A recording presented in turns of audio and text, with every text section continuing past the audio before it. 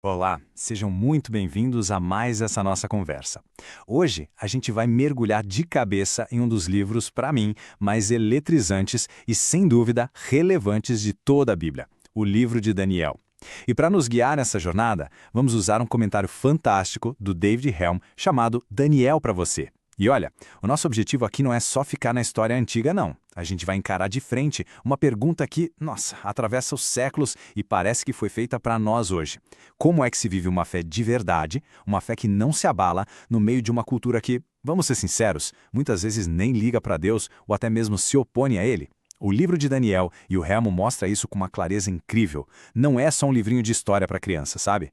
É um verdadeiro manual de sobrevivência espiritual. Para a gente conseguir responder essa pergunta, vamos embarcar juntos numa jornada pelos primeiros 4 capítulos. É aqui que a gente vai ver a soberania de Deus batendo de frente com o orgulho dos maiores impérios que a Terra já viu. Vamos descobrir como a fidelidade, aquela que é forjada no fogo, sabe? Na provação, pode criar uma convicção que simplesmente nada consegue abalar. Veremos como decisões que parecem pequenas, decisões de integridade no dia a dia, constroem o alicerce para uma coragem gigantesca. Então, isso aqui não é só uma análise, é um convite para a gente equipar a nossa própria fé para os desafios da nossa Babilônia de hoje em dia.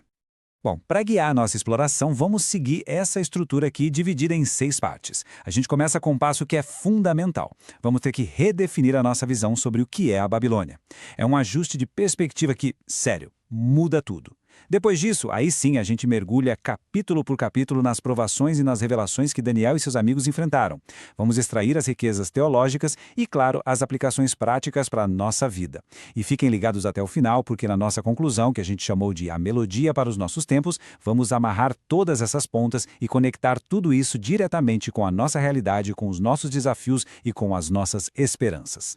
Muito bem, vamos lá. Para começar, a gente precisa ajustar as nossas lentes. Para a maioria de nós, quando a gente ouve a palavra Babilônia, o que vem à mente, geralmente, são imagens de castigo divino, de um lugar amaldiçoado, de cativeiro, de desespero. A gente tende a ver o exílio como o fim da linha, o fracasso total do povo de Deus. Só que o David Helm nos desafia a questionar isso profundamente. Ele argumenta que, para a gente entender de verdade a atitude de Daniel, precisamos adotar uma perspectiva radicalmente diferente. É quase uma contranarrativa que transforma esse cenário que parece um desastre total em um palco que foi estrategicamente montado para a missão de Deus acontecer.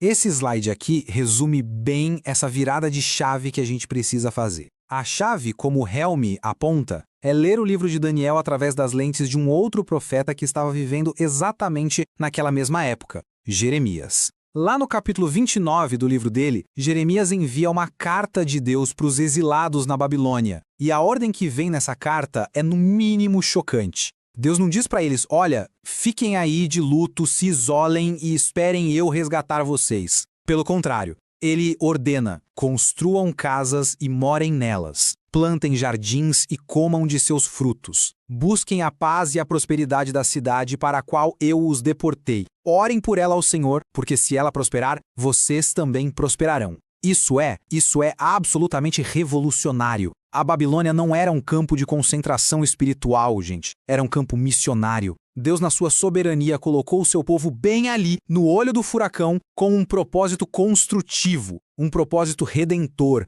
E essa revelação fica ainda mais profunda lá em Jeremias 24. Deus mostra ao profeta uma visão de 2 cestos de figos. Um cesto tinha figos excelentes, da melhor qualidade, o outro tinha figos péssimos que não dava nem para comer. E a interpretação de Deus vira as nossas expectativas de cabeça para baixo. Ele declara que os exilados que foram levados para a Babilônia, ou seja, o grupo do Daniel e dos seus amigos, eles são os bons figos. Eles são o remanescente sobre quem os olhos de Deus estavam para o bem, para edificar e para plantar. E aqueles que ficaram em Jerusalém achando que estavam seguros, esses eram os figos ruins, destinados ao juízo. Parem e pensem no que isso significa. O lugar que o mundo via como o epicentro do castigo, Deus via como o epicentro da sua obra redentora naquela geração. Isso nos força a perguntar, onde é que nas nossas vidas a gente está vendo um exílio, quando na verdade Deus está nos posicionando para uma missão? Portanto, o ponto crucial, a base para tudo que a gente vai ver a seguir, é este. Daniel e seus amigos não são vítimas passivas da história, de jeito nenhum. Eles são os bons figos de Deus, são agentes da sua aliança. e foram estrategicamente posicionados no coração pulsante do maior império do mundo daquela época. Eles não estão lá para se esconder, nem para ficar se lamentando. Eles estão lá para se engajar, para servir e para dar testemunho do Deus vivo. É com essa mentalidade missionária, com esse senso de propósito divino, que eles entram em cena e enfrentam o primeiro grande teste de sua fidelidade. Então vamos avançar para o capítulo 1 e ver essa mentalidade em ação. Daniel e seus 3 amigos, Ananias, Misael e Azarias, são escolhidos a dedo para um programa de imersão de elite, tipo a Universidade da Babilônia. O objetivo do império era claro e direto, a assimilação total. Eles receberam novos nomes, nomes que inclusive honravam os deuses babilônicos, foram mergulhados na literatura e na ciência da Caldeia. O império queria literalmente apagar a identidade hebraica deles e reescrevê-la por completo. E o primeiro campo de batalha surge num lugar que a gente nem imagina, a mesa de jantar. O rei oferece a eles a sua própria comida e o seu próprio vinho. Era uma prova de fogo disfarçada de banquete. Mas por que recusar a comida? Era só uma questão de dieta kosher? David Helms sugere que o buraco é muito mais embaixo. A questão envolve pelo menos 3 camadas de profundidade. Primeiro, sim, as leis alimentares de Levítico eram um sinal visível da aliança, um jeito de separar o povo de Deus das outras nações. Segundo, era muito, mas muito provável que aquela comida tivesse sido oferecida primeiro aos ídolos da Babilônia. Participar daquela refeição seria, na prática, participar de um ato de idolatria. E terceiro, e talvez este seja o ponto mais crucial, no Antigo Oriente, compartilhar a mesa do rei era um ato simbólico de comunhão, de aliança, de lealdade total ao sistema e à visão de mundo dele. Aceitar a comida do rei era, em essência, dizer que a soberania do rei estava acima da soberania de Deus. E a consciência de Daniel, que era formada pela palavra de Deus, simplesmente não podia permitir isso. A resposta de Daniel a esse dilema é uma verdadeira aula de sabedoria e coragem. Ele não faz um protesto barulhento, não denuncia ninguém em público, ele adota uma estratégia brilhante em 4 passos. Tudo começa internamente, uma resolução firme no coração. A fidelidade que todo mundo vê sempre nasce de uma convicção que ninguém vê. Em segundo lugar, ele age com um respeito e uma diplomacia notáveis. Ele busca permissão, ele dialoga com a autoridade, em vez de criar um conflito que não era necessário. Terceiro, ele propõe uma solução criativa e baseada em evidências. Um teste de 10 dias. Ele coloca sua confiança em Deus à prova de um jeito que podia ser verificado, convidando o oficial a comparar os resultados. Mas o passo mais importante, a fundação de tudo, é o quarto. A confiança implícita dele na providência divina. O texto faz questão de nos dizer que Deus concedeu a Daniel favor e compaixão da parte do chefe dos eunucos. Como Helm bem destaca, essa frase Deus deu ou Deus concedeu é o motor que move toda a narrativa do livro. Só neste primeiro capítulo ela aparece 3 vezes. A resolução, a sabedoria e a coragem de Daniel são a resposta humana, mas a oportunidade, o favor e o sucesso final vêm da mão soberana de Deus. E esse é um ponto teológico crucial. A nossa fidelidade não conquista o favor de Deus, ela flui do favor que Deus, na sua graça, já nos deu. Essa citação do David Helm captura perfeitamente a tensão que Daniel e seus amigos estavam navegando. A lição deles não é sobre se retirar do mundo para um gueto de santidade. Não é sobre criar uma bolha para se proteger da contaminação. Pelo contrário, é sobre como manter a pureza do coração e da mente enquanto a gente se engaja profundamente com a cultura. Daniel não fugiu da Universidade Babilônica. Ele e seus amigos mergulharam nos estudos e eles não só participaram, eles se destacaram. O texto afirma que, no final do treinamento, o rei os considerou 10 vezes mais sábios do que todos os magos e astrólogos do reino dele. Isso desafia de frente aquela falsa dicotomia que às vezes a gente cria entre ser piedoso e ter excelência intelectual ou profissional. A história de Daniel nos mostra que as pessoas mais profundamente comprometidas com Deus podem e devem ser as mais competentes, as mais criativas e as mais úteis no mundo. Eles não separaram a fé da vida. A fé em Yahweh era a lente através da qual eles interpretavam toda a literatura e ciência babilônica. Eles se engajaram com a cultura a partir de uma mente cativa a Cristo, para usar a linguagem do apóstolo Paulo. Ou seja, eles submeteram cada ideia, cada teoria à verdade revelada por Deus, discernindo o que era bom e rejeitando o que era contrário à sua lealdade fundamental. Resumindo essa sessão, o capítulo 1 nos ensina que a grande fidelidade a Deus é construída sobre pequenas resoluções do coração. Ele nos chama para uma vida de engajamento corajoso, não de isolamento com medo. E, acima de tudo, ele nos lembra que qualquer sucesso, qualquer sabedoria, qualquer porta que se abra no nosso caminho de fidelidade é, no fim das contas, um presente da graça soberana de Deus. Essa primeira vitória nesse teste que parecia pequeno sobre comida foi o campo de treinamento que forjou o caráter de Daniel para os desafios gigantescos que ainda estavam por vir, começando com o sonho aterrorizante de um rei todo-poderoso. Ao entrarmos no capítulo 2, a cena muda completamente. O autor nos apresenta um contraste de personagens que é simplesmente espetacular. De um lado temos Nabucodonosor, o homem mais poderoso do planeta, senhor de um império, com exércitos inteiros à sua disposição. Mas ele é um homem atormentado em seu espírito, não consegue dormir, é refém de um pesadelo que ele nem consegue lembrar qual é. O seu poder externo contrasta com a sua fragilidade interna. Do outro lado, a gente tem Daniel, um exilado, um cativo, um jovem sem poder político algum. Mas ele exala uma calma, uma confiança e uma sabedoria que o rei desesperadamente busca e não encontra em lugar nenhum. Essa inversão das dinâmicas de poder do mundo prepara o palco para uma revelação que vai expor a fragilidade de todos os reinos humanos diante do reino de Deus. A crise explode com a exigência absurda, impossível do rei. Ele não quer só a interpretação do sonho, ele exige que seus sábios primeiro lhe digam qual foi o sonho. É o teste definitivo da sabedoria humana. E a sabedoria da Babilônia, toda a sua astrologia, sua magia, seu conhecimento esotérico, falha espetacularmente. Os sábios, diante de um rei furioso, confessam sua impotência. Não há homem sobre a terra que possa satisfazer a pretensão do rei. Ninguém pode revelá-lo, a não ser os deuses, mas a morada deles não é com os mortais. Eles, sem saber, acabam pregando a verdade sobre a limitação humana. Diante do decreto de execução em massa de todos os sábios, Daniel intervém. E como ele faz isso? Não com pânico, mas com uma calma que só pode ser sobrenatural. Ele pede tempo e imediatamente recorre à sua verdadeira fonte de poder, a oração em comunidade. Ele reúne seus amigos para buscarem juntos misericórdia da parte do Deus dos céus. E Deus, que ouve a oração de seu povo, responde. Em uma visão noturna, o mistério é revelado a Daniel. A visão é de uma estátua gigantesca com um brilho terrível. Este slide nos mostra a interpretação que Daniel corajosamente apresenta ao rei. A estátua é como um mapa profético da história humana, mostrando a sucessão dos grandes impérios mundiais. A cabeça de ouro é o próprio Nabucodonosor e seu glorioso império babilônico. Depois dele, viria um reino inferior, de prata, o Império Medo-Persa. Depois um terceiro de bronze, que dominaria toda a terra, o Império Grego de Alexandre, o Grande. E finalmente um quarto reino, forte como ferro, que esmaga e quebra tudo, o Império Romano. Mas este último reino se tornaria dividido, uma mistura de ferro e barro, uma força que carregava uma fraqueza dentro de si. Do ponto de vista humano, é uma visão de poder e glória, mas do ponto de vista de Deus, é uma sequência de reinos temporários, de valor cada vez menor, todos destinados a se tornarem obsoletos e a se desintegrarem.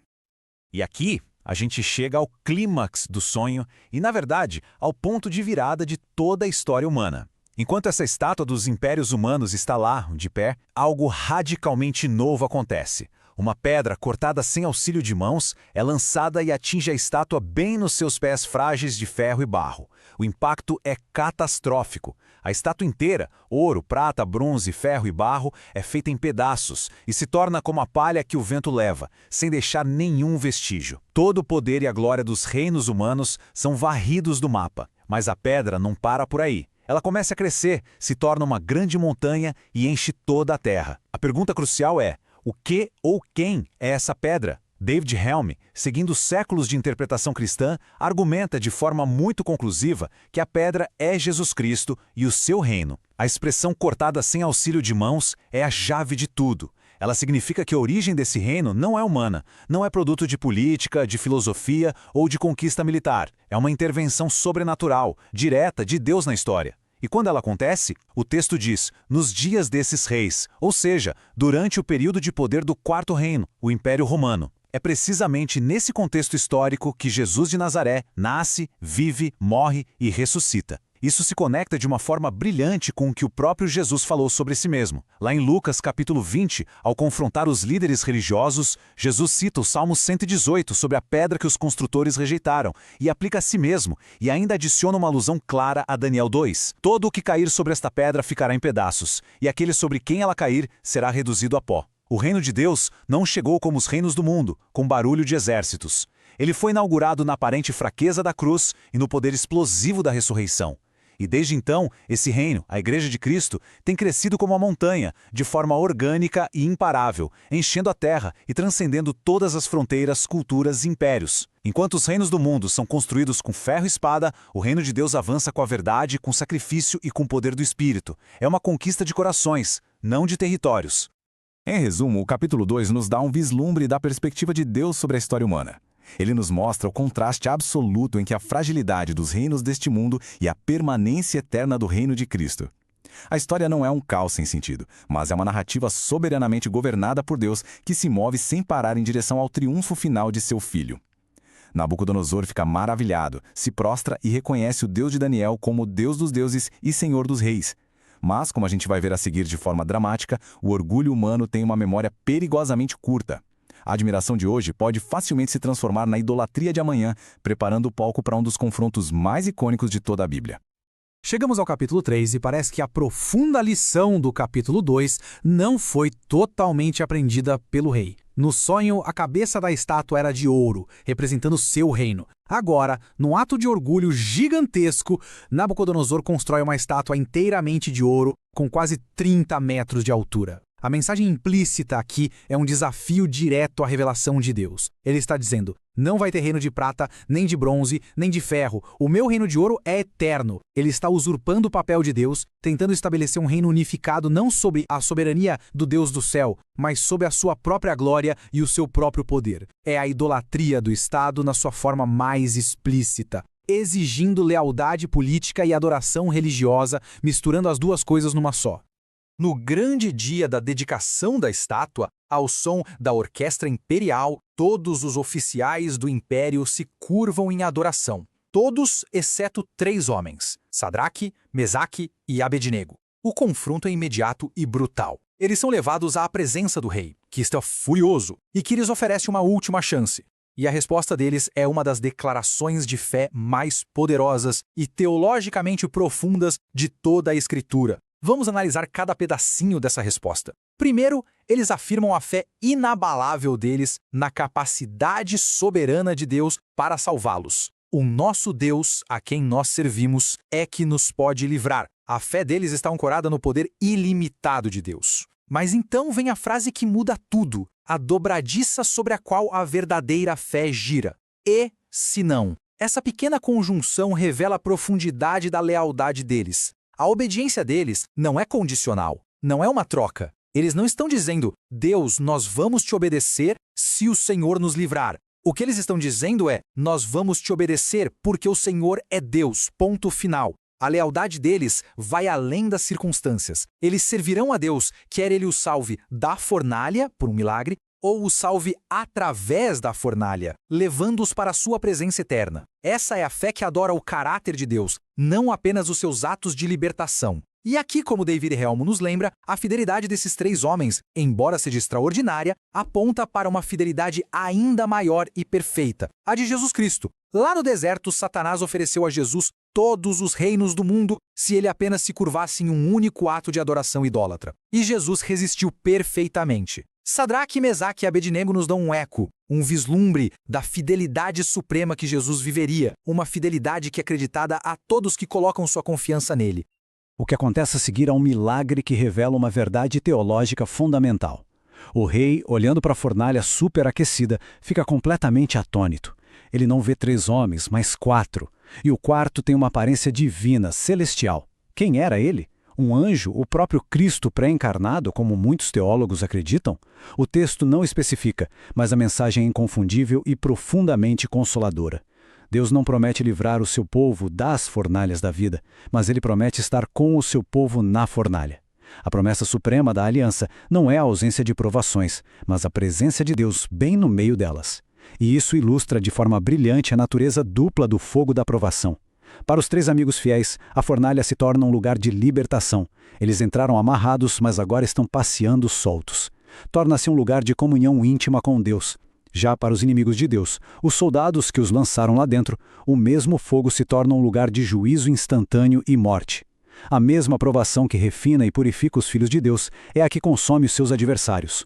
O resultado é uma reversão completa e espetacular da situação. Os 3 saem ilesos, sem nem mesmo cheiro de fumaça nas roupas. O rei que antes desafiava qualquer deus a livrá-los da sua mão, agora bendiz o Deus deles. O decreto de morte para os fiéis é substituído por um decreto que protege o nome do Deus verdadeiro. O nome de Deus é exaltado em todo o império e os seus servos fiéis são promovidos a posições ainda mais altas. A fidelidade radical no meio do sofrimento se prova o mais poderoso dos testemunhos. Então, o que a gente aprende na fornalha ardente? A gente aprende sobre a arrogância da idolatria, que sempre busca roubar o lugar que é de Deus. A gente aprende sobre a beleza de uma fé incondicional, que obedece por amor e não por barganha. E, acima de tudo, a gente se apega à promessa consoladora da presença de Deus nas nossas provações mais severas. Deus demonstrou o seu poder salvador. Mas a raiz do problema, o orgulho no coração do rei, ainda precisava ser tratada. E é para essa cirurgia de coração que a narrativa se volta no capítulo 4, de uma forma profundamente pessoal e transformadora.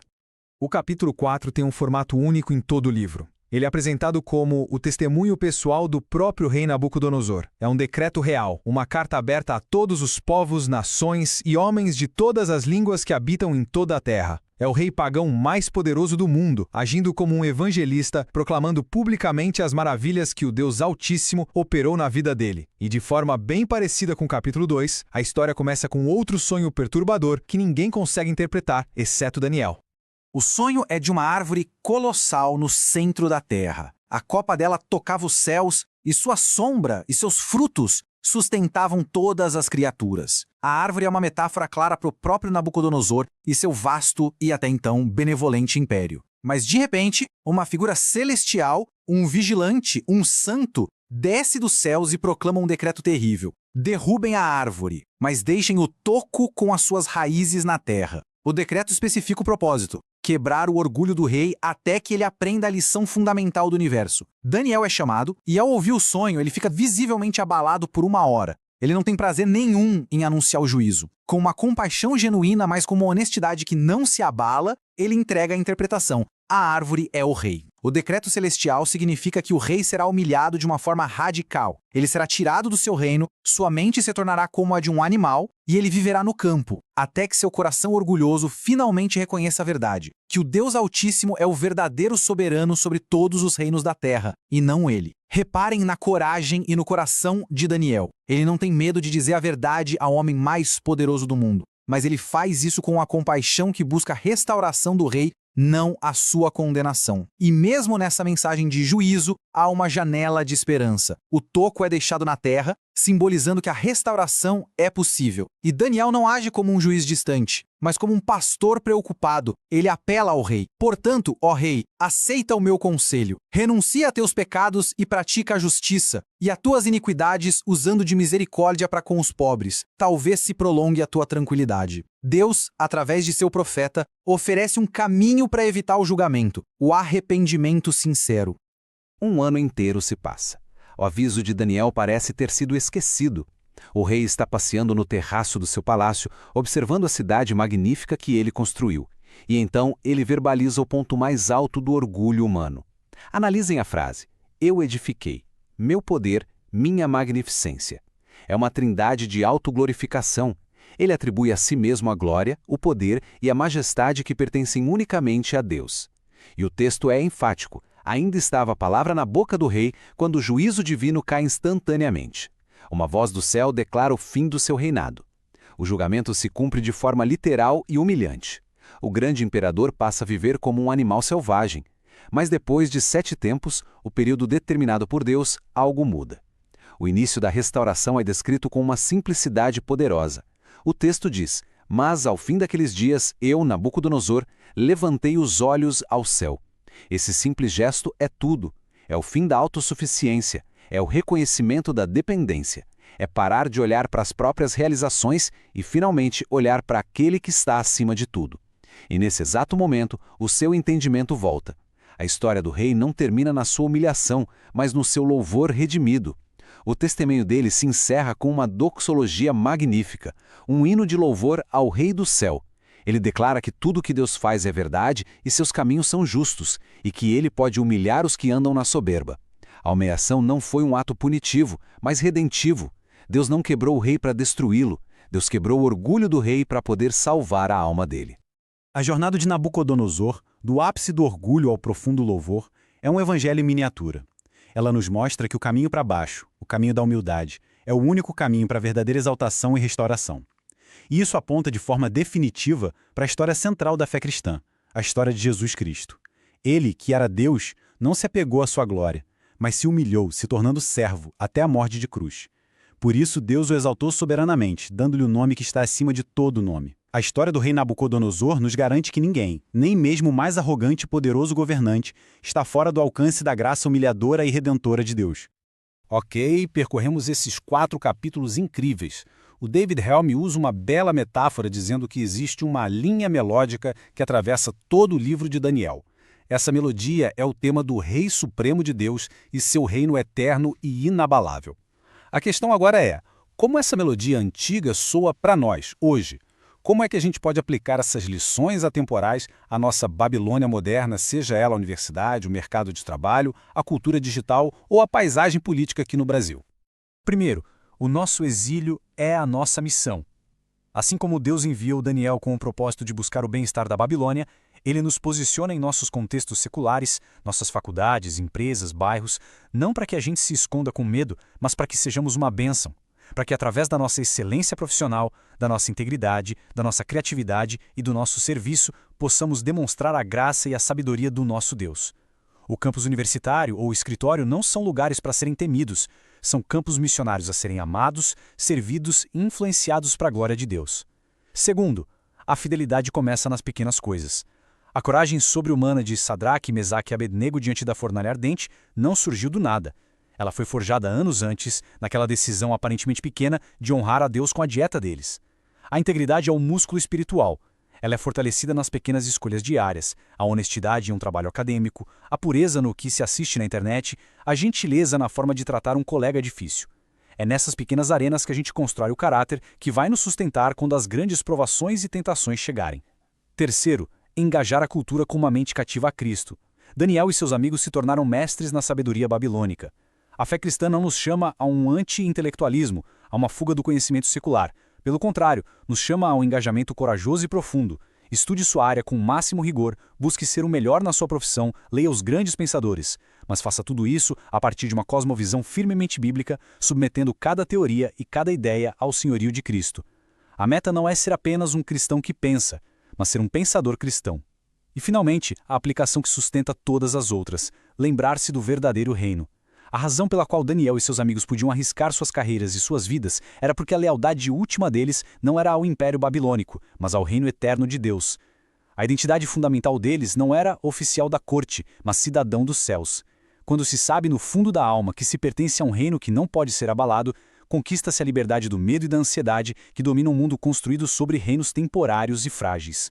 Essa esperança eterna nos dá coragem para viver fielmente no presente.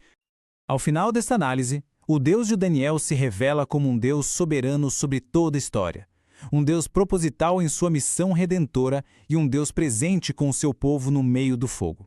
Ele não é um espectador distante, ele é o protagonista da história, orquestrando todas as coisas para a glória de seu nome e a expansão de seu reino inabalável. E o chamado dele para nós é o mesmo chamado para Daniel.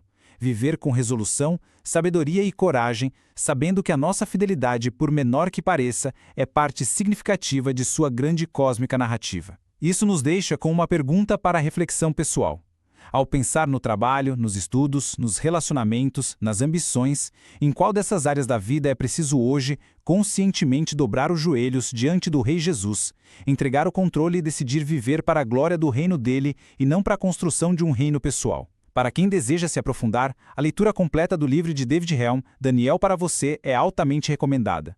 É um guia pastoral e teológico excepcional. Além disso, explorar obras sobre a soberania de Deus e a teologia do reino pode enriquecer imensamente essa compreensão. Agradeço por nos acompanhar nessa jornada. Que pela graça de Deus, sejamos encontrados fiéis em nossa Babilônia.